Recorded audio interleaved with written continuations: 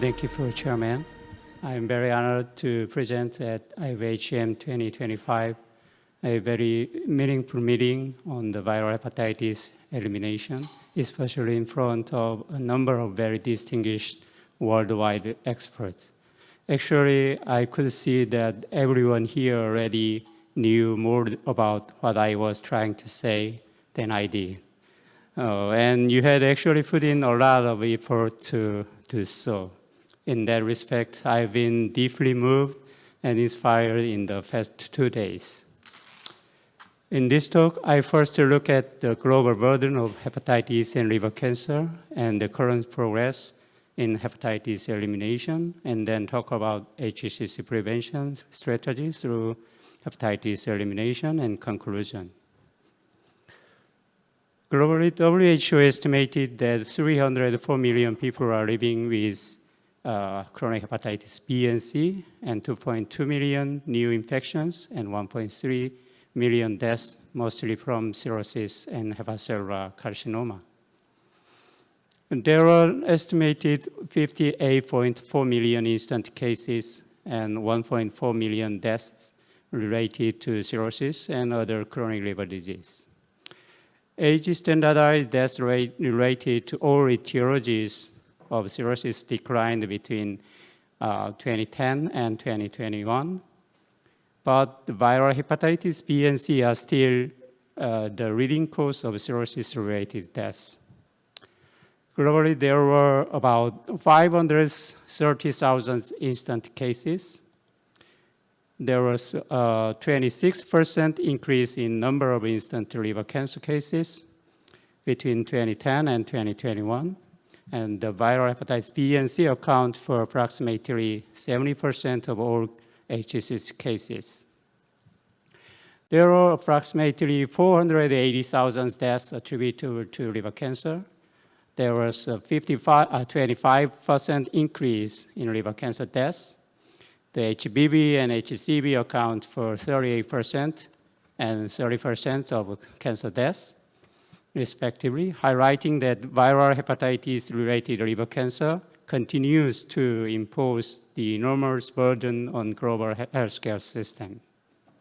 Meanwhile, age-standardized incidence and deaths for liver cancer declined at global level. This is related to vaccination program, effective antiviral treatments, and elimination strategies in several regions. While age-adjusted incidence and deaths from liver cancer has started to decline, the absolute number of incident cases and deaths continues to increase. This disconnection is thought to be related to population growth and aging. According to the Global Cancer Observatory prediction, the global burden of new liver cancer cases and liver cancer deaths is projected to increase substantially in 2050, 1.52 million new cases, 1.737 million deaths. And HBV and HCV are still expected to be the main cause of liver cancer in 2050. Then let's take a look at the current progress toward viral hepatitis elimination. In the Global Hepatitis Report 2024, the number of new infection shows declining trend, but the number of deaths tend to decrease slightly in 2020, but then in 2012, it can be seen that it is higher than before. The increase in hepatitis B-related deaths is thought to be due to the aging of happy population and related to increase in HCC-related deaths and reduced access to care. In the case of hepatitis C, the number of new infection is decreasing, but the decline is slowing down. The mortality rate has also decreased, but it is still not up to target. The global diagnosis rate of hepatitis B is low, 13.4% in 2022. The treatment rate is even lower, only 2.6% of all people with hepatitis B.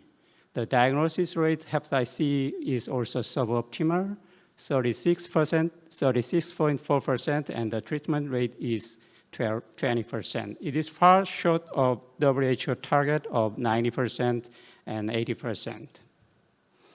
The hepatitis B burst dose vaccination rate is 45%, which is a big difference from the target of 90%. The number of needle syringes in PUEs is only 35, which is far short of the target of 300. In order to reach the WHO 2030 goal, many countries establish national action plans. And in the CGHE website, we can search for national hepatitis policy and hepatitis elimination profiles. Recently, the CGHE published 2024 global status from 33 national hepatitis elimination profiles. This profile shows progress toward the elimination of hepatitis B. 73% met the 2025 target of HBs antigen prevalence in children. However, only 43% met happy burst dose vaccination. Access to hepatitis B testing and treatment remains suboptimal, especially in low-income and middle-income countries' territories. Only 21% has met diagnosis coverage. Importantly, no country or territory has met the treatment target. In addition, substantial portion of countries has no data for treatment coverage. The profiles for hepatitis C shows that 21% have met the needle syringe exchange target, 30% have met the diagnosis coverage target, and only 15% have met the treatment target. Although there are examples of countries across the income spectrum meeting this target, forest development in low-income and middle-income countries generally lags behind that in high-income countries. Then let's think about HCC prevention strategies by elimination of viral hepatitis. Actually, hepatitis elimination is best way to HCC prevention. So viral hepatitis elimination and the liver cancer prevention guidelines emphasize strategies for primary prevention. In general, the following four main actions are suggested: strengthening the prevention of vertical HBV transmission, universal access to HBV vaccination, expanding harm reduction services, promoting safer healthcare practices.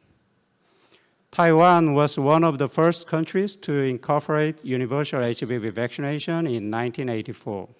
It led to a marked decrease in HBs antigen prevalence from 0.6% and 70 to 92% reduction in HCC incidence and mortality. Globally, 115 countries has introduced universal happy burst dose vaccination. However, only 45% of infants receive the burst dose.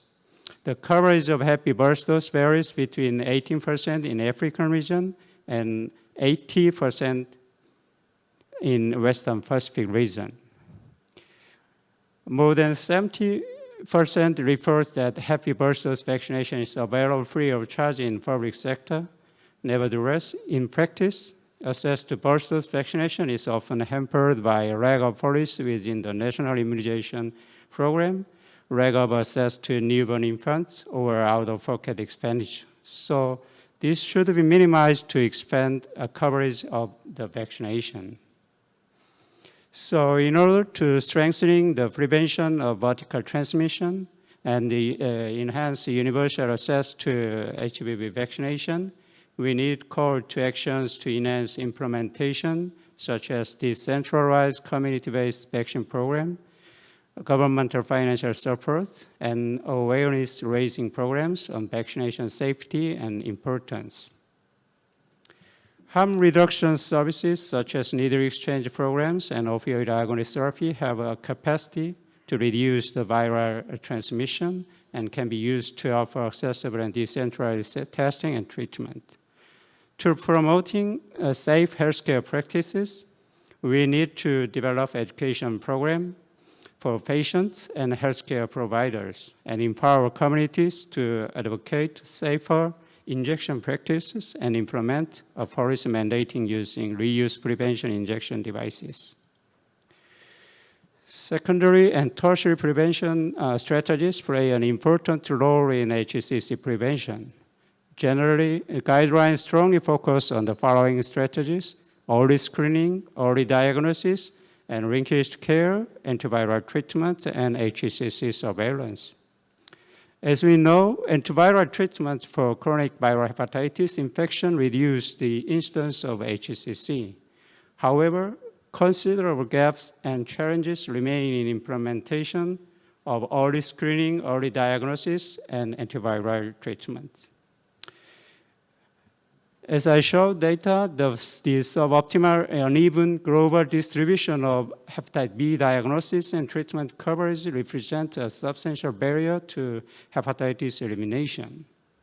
The diagnosis rate was only 30.4% globally and even lower than 3% in Southeast Asia and 4.2% in African region. The treatment rate was even lower, only 2.6% of all hepatitis B patients and 19.5% among those diagnosed. In regions with low diagnosis rate, policies to strengthen universal screening are needed and strategies to increase treatment rate are considered very important. In Korea, the HBs antigen prevalence among children is under 0.1% with introduction of national vaccination program. However, the liver-related mortality related to hepatitis B is very high at 18.9 per 100,000 people, mainly due to liver cancer and cirrhosis. In addition, despite of high diagnosis rate of 75% with screening program, linkage care rate and treatment rate are only 39.4% and 22.7% respectively. This low treatment rate of hepatitis B is related to strict and limited treatment indication.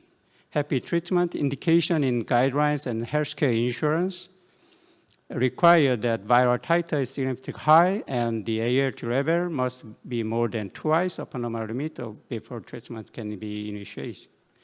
In addition, there are gradations that are not included in these criteria, make it difficult to decide whether to start treatment, especially for primary physician. In addition, based on these criteria, only 36% of patients were receiving hepatitis B treatment at the time of HCC diagnosis, but 64% for outside the treatment indication. This study shows that simplification of CHB treatment criteria increase the proportion eligible for therapy. The proportion of treatment eligible patients increased from 5.8% with APAS criteria to 33.5% for step 3, HBV above 2,000 international unit per ml and any ALT level. In this study, Professor Lim examined the impact of expanding treatment on the future disease burden. The rest scenario, treating all cirrhotic patients regardless of viral load and treating all non-cirrhotic individuals with a viral load above 2,000 IU per ml regardless of HBe antigen status and ALT levels. This scenario was estimated to avert 43,000 cases of HCC and save 37,000 lives until 2035. Antiviral treatment reduced the risk of liver cirrhosis and liver cancer, and also improve quality of life. We should view treatment eligibility for hepatitis B virus infection from public health and patient-centered approach. There is a strong public health and community rationale for expanding treatment eligibility for people living with chronic hepatitis B. The recent WHO and EASL HEPI guidelines recommend simplified and expanded treatment criteria compared to existing guidelines. New guidelines increase eligibility for treatment from about 20% to at least 50%. DAA therapy for HCV greatly reduces HCC development risk, yet most people with HCV remain undiagnosed, which put them at an increased risk of HCC. The diagnosis rate of hepatitis C was 36%, and the treatment rate was 13%.